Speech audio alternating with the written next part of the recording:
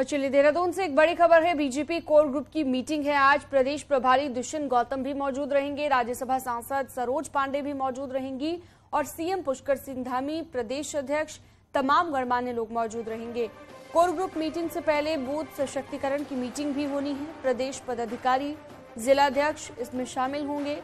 प्रदेश कार्यालय में सुबह 11 बजे ये मीटिंग होगी। तो 11 बजे ये अहम मीटिंग रहने वाली है। प्रदेश पदाधिकारी भी मौजूद रहेंगे और खुद मुख्यमंत्री मौजूद रहेंगे, प्रदेश अध्यक्ष मौजूद रहेंगे। 11 बजे का वक्त है। बीजेपी कोर ग्रुप की मीटिंग आज होनी है। प्रदेश प्रभारी दुष्यंत गौतम भी मौजूद रहेंगे। दीपांकर भट्ट हमारे साथ ज्यादा जानकारी के लिए जुड़ गए हैं। दीपांकर, कोर ग्रुप की मीटिंग से पहले बूथ की मीटिंग भी होनी है, लेकिन कोर ग्रुप की मीटिंग को लेकर भी विस्तार से जानकारी दीजिए। बिल्कुल, क्योंकि 23 मार्च को पुष्कर सिंह धामी सरकार का 1 साल का कार्यकाल पूरा हो रहा है और अगले ठीक 1 साल के बाद लोकसभा के चुनाव हो रहे हैं पूरे देश में। तो उत्तराखंड में 5 सीटें लोकसभा की, तो उसको लेकर किस तरीके की तैयारियां हैं, ये सारी चर्चाएं।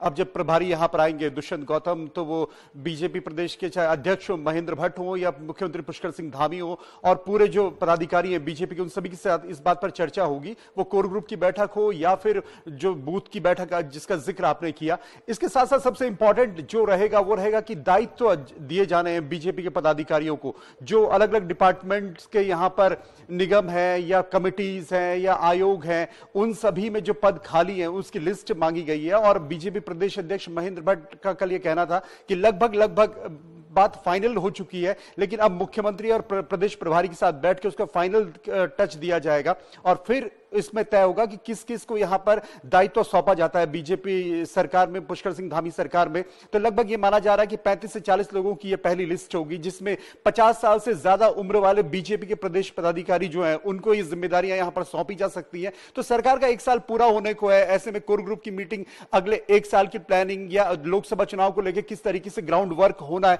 इन सारे मुद्दों को लेते हुए होगी। लेकिन चर्चा जो सबसे ज्यादा इस बात की है कि बीजेपी के जो पदाधिकारी हैं उनको सरकार क्या दायित्व सौंपती है इस कमेटी की बैठक के बाद या मुख्यमंत्री और प्रदेश अध्यक्ष और प्रदेश प्रभारी की बैठक के बाद। जी बिल्कुल दीपांकर, बहुत शुक्रिया, आपने ये तमाम जानकारी दी। विस्तार से जानकारी देने के लिए शुक्रिया। और चलिए खबरों में आगे बढ़ते हैं। अल्मोड़ा की बात करते हैं, जहां से बड़ी खबर आ रही है। फरवरी माह में ही दर्जनों जंगल जलकर राख हो चुके हैं। वन सरपंचों ने कार्य का बहिष्कार किया और जंगलों में आग बुझाने में मदद नहीं करेंगे, ये बात कही गई। और बिना डीएफओ के जिला चल रहा है। 1 दर्जन से ज्यादा जंगल में आग देखी जा रही है। वन विभाग से सभी दावे कागजों में ही सिमट कर रह गए हैं। तो राज्य भर में भी अभी तक आग लगने की 26 घटनाएं हो चुकी हैं। और ये तस्वीरें आप देखिए, कई सारे जंगल आग की चपेट में आ चुके हैं। तो वहीं लोगों का कहना है कि वो इस बार प्रशासन की मदद नहीं करेंगे आग बुझाने में और इसके चलते तमाम दिक्कत भी प्रशासन को हो रही है। तो वहीं कई जंगल ऐसे हैं जहां पर डीएफओ नहीं है। ज्यादा जानकारी के साथ में किशन जोशी जुड़ गए हैं। किशन, क्या अपडेट है पूरे मामले को लेकर, क्योंकि 26 जंगल जलने की बात सामने आई थी, अब ग्रामीणों की तरफ से भी विरोध देखा जा रहा है। तो वहीं बिना डीएफओ के आखिर यहाँ पर जिला चल कैसे रहा है? अमनदीप, मैं आपको बताऊं कि अल्मोड़ा डीएफओ का पेड़ कटान के कारण उसे शासन में अटैच कर दिया था, जिसके बाद 15 दिनों से बिना डीएफओ के अल्मोड़ा जिला चल रहा है। लेकिन दूसरी बात यह है कि इस बार बर्फबारी और बारिश कम होने के कारण जंगलों में आग जो है जनवरी माह और फरवरी में तो बहुत तेजी से लग रही है। 1 दर्जन स्थानों पर अभी भी अल्मोड़ा जिले के अलग अलग जंगलों में आग लगी हुई है। आग बुझाने के लिए वन विभाग के कर्मचारी नहीं के बराबर मौके पर पहुंच रहे हैं, क्योंकि जब मुख्यालय में नहीं है, मुख्यालय कोई नहीं है, बागेश्वर के डीएफओ को चार्ज दिया है, तो क्या उम्मीद की जाए कि अल्मोड़ा के जंगलों में आग बुझाई जाए। दूसरी बात करें वन सरपंचों की, सरपंचों का साफ तौर पर यह कहना है कि उनको सरकार अपनी किसी भी योजनाओं में जो है सहभागी नहीं बनाती है। उनके पास 9 लोगों की टीम होती है सारे पंचों को मिलाकर, लेकिन वो उन्हें जो है किसी तरह का मानदेय नहीं दिया जाता है। उनकी रॉयल्टी कई सालों से पड़ी होती है, उन रॉयल्टी को नहीं दिया जाता है।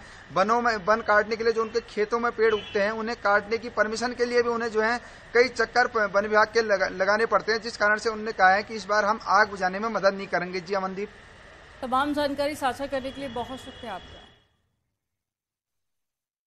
चलिए आगे बढ़ते हैं, चारधाम यात्रा की बात करते हैं। चारधाम यात्रा से पहले केदारनाथ धाम से जो तस्वीरें सामने आई हैं, जिसमें बर्फ को साफ अभी किया जा रहा है। डिजास्टर मैनेजमेंट अथॉरिटी की टीम केदारनाथ को जाने वाले रास्ते में जमी बर्फ की परत को लगातार साफ कर रही है।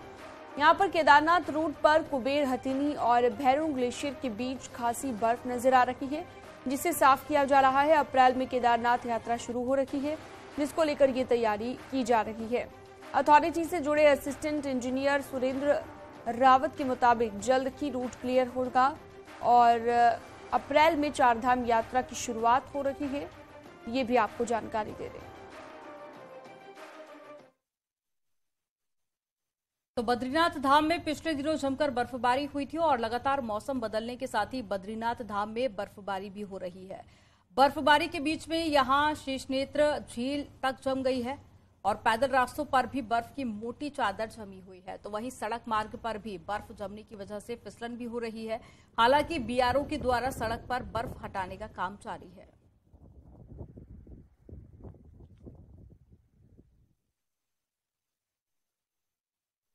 उत्तरकाशी भैरव घाटी से गंगोत्री धाम तक बर्फ की सफेद चादर बिछी हुई है, जिससे यहाँ के नजारे बेहद खूबसूरत नजर आ रहे हैं।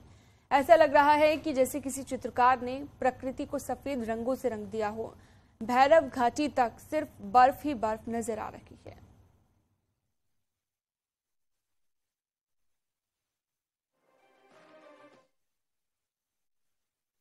केदारनाथ धाम में ही नहीं, अब बद्रीनाथ धाम में भी यात्रियों को टेंट कॉलोनियों के भरोसे रहना पड़ेगा। वहीं यात्रा को ब्लैक मार्केटिंग से दूर रखने के लिए भी प्रशासन ने ठोस तैयारियां की है। क्या कुछ कदम उठाए गए हैं वो आपको बताते हैं। अप्रैल महीने से चारधाम यात्रा का आगाज हो जाएगा। बीते साल बद्रीनाथ में 17 लाख के करीब श्रद्धालुओं ने दर्शन किए थे, तो केदारनाथ करीब 15 लाख श्रद्धालु पहुँचे थे। माना जा रहा है कि इस साल की यात्रा में ये आंकड़ा भी पार होगा। यात्रियों के लिए केदारनाथ के साथ बद्रीनाथ में भी 2000 टेंट कॉलोनी बसाई जा रही है। वहीं ब्लैक मार्केटिंग ना हो सके, इसके लिए हर जिले में एक स्पेशल टीम का गठन किया गया है, जो मार्गों पर रेट लिस्ट पर नजर रहेगी। बद्रीनाथ जी में और केदारनाथ जी में जिलाधिकारियों को बताया गया है कि वह अस्थायी जो अकोमोडेशन है, टेंटेज आदि, उसकी व्यवस्था भी कर लें और जो निजी व्यक्ति भी कोई अपनी टेंटेज आदि भूमि पर विकसित करना चाहता है मार्गों पे, उसकी भी अनुमति प्रदान करें, ताकि आवासीय सुविधाओं की कोई कमी कहीं पर ना पड़े। यात्रा के दौरान यात्रियों को किसी भी प्रकार की समस्या का सामना न करना पड़े, जिसके लिए प्रशासन हर तैयारियों को दुरुस्त करने में जुटा हुआ है। न्यूज़ 18 के लिए देहरादून से सत्येंद्र बर्तवाल की रिपोर्ट। बद्रीनाथ हाईवे के मुख्य पड़ाव जोशीमठ में हाईवे के कटान का काम रुक गया है। उत्तराखंड शासन ने जोशीमठ हाईवे को लेकर निर्देश जारी किए हैं। शासन ने बीआरओ, जिला प्रशासन सभी को निर्देश जारी कर दिए हैं कि हेलन से जोशीमठ हाईवे पर चौड़ीकरण न किया जाए। सिर्फ दरबारों को भरने और सुरक्षात्मक कार्य करने के निर्देश दिए गए हैं। यात्रा सीजन के मद्देनजर काम रोकने के भी निर्देश दिए गए। तो जो अभी रूट है, जो भी एग्जिस्टिंग रोड है, उसको ठीक करने के निर्देश दिए गए हैं। ये भी निर्देश हुआ कि अभी कोई पहाड़ की तरफ कटान ना करें उस रोड पे, जो है उसको ठीक कर दें आप।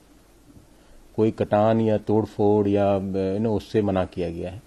दूसरा, जो जोशीमठ से मरवाड़ी के बीच में जो इंटरनल जोशीमठ का रूट है, उसमें कई जगह धंसाव और क्रैक्स हैं, तो उसको भी ठीक करने को कहा गया है।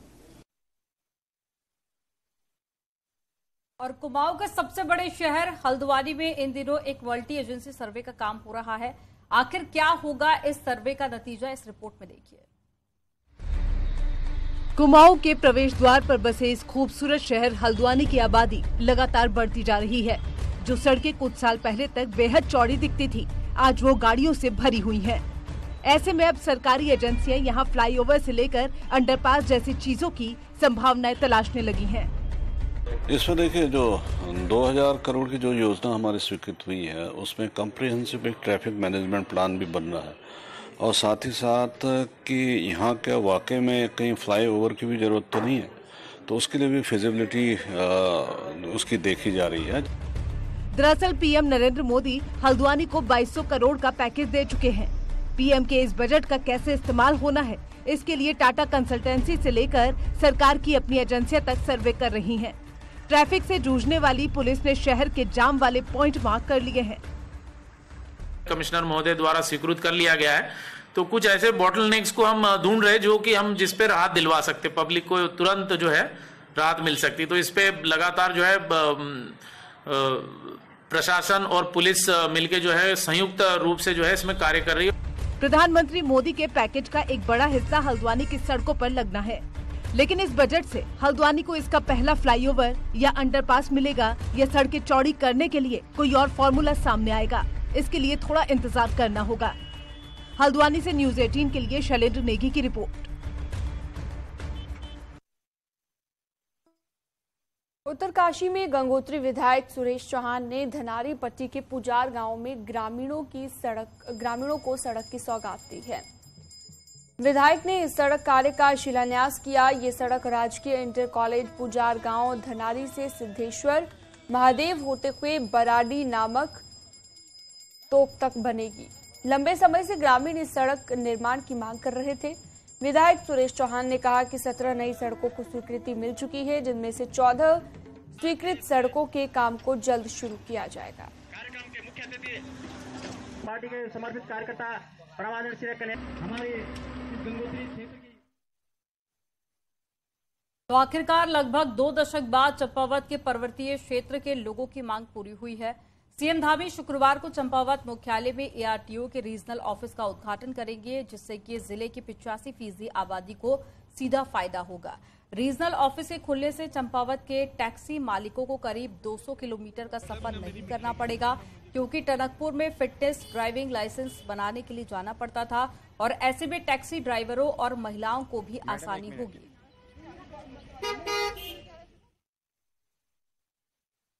ये बहुत अच्छा है यहाँ की पहाड़ की महिलाओं के लिए, लड़कियों के लिए कि यहाँ पे आरआई स्टेशन खुल रहा है, स्पेशली डीएल के लिए। जैसे सब लोग सिर्फ एक डीएल बनाने के लिए ही टनकपुर जाना पड़ता था सबको, तो वो काम यहीं पे हो जाएगा तो सबके लिए बहुत अच्छा रहेगा। जो भी गाड़ी है हमारे डिस्ट्रिक्ट की, सब लोकल मान ले तो 30-40 हजार गाड़ियाँ होंगी, तो उसका सबका इस डिस्ट्रिक्ट का चंपावत लोहाघाट हमारे पूरे क्षेत्र का सबका चंपावत में खुलने से फायदा है। इसकी हमने पहले से भी टैक्सी यूनियन की तरफ से मांग की थी। सर आरटीओ जो कार्यालय चंपावत में खुला है उसका भी उद्घाटन करेंगे और यहाँ पे जो लोगों को उससे फैसिलिटी मिलेगी, यहाँ पे लाइसेंस यहीं बनने लग जाएगा, फिटनेस टेस्ट यहीं पे होने लग जाएगा, वो माननीय मुख्यमंत्री जी उसका भी उद्घाटन करेंगे।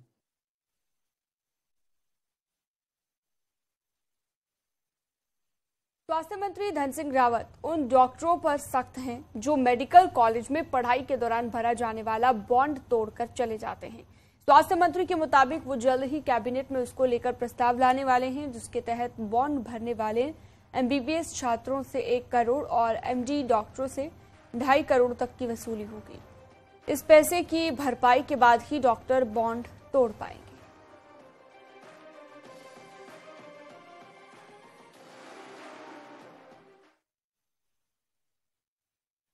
और चलिए अब बात करते हैं रुड़की की, जहां हैरान करने वाली एक खौफनाक वीडियो सामने आई है, जिसमें एक शख्स ने ट्रक के नीचे आकर अपनी जान दे दी। सोशल मीडिया पर आत्महत्या का यह वीडियो वायरल हो रहा है, जिसमें एक शख्स चलते ट्रक के नीचे अचानक से कूदकर आत्महत्या कर लेता है। ये वीडियो रुड़की के झबरेड़ा इलाके का बताया जा रहा है और वीडियो में आप साफ देख सकते हैं, जिसमें एक हैवी ट्रक सड़क पर आ रहा होता है और सड़क किनारे शख्स खड़ा था, और जब ट्रक के पहले पहिए आगे बढ़ते हैं तो वो शख्स बिल्कुल आराम से बाकी के पहियों के नीचे लेट जाता है और तुरंत ही ट्रक के पहिए उस शख्स को कुचल देते हैं। यही नहीं, फिर ट्रक के पीछे पहिए भी उसे कुचल देते हैं। ये सब कुछ इतनी जल्दी हुआ कि किसी को समझना और सोचने का वक्त ही नहीं मिला और शख्स की जान चली गई। अब इस वीडियो के आने के बाद में मृतक के परिजनों ने ट्रक ड्राइवर के खिलाफ केस दर्ज कराया है और पुलिस भी सीसीटीवी फुटेज के आधार पर जांच में जुट गई है। हालांकि साफ नजर आ रहा है कि शख्स खुद ही ट्रक के आगे कूद गया है और अपनी जान दी है।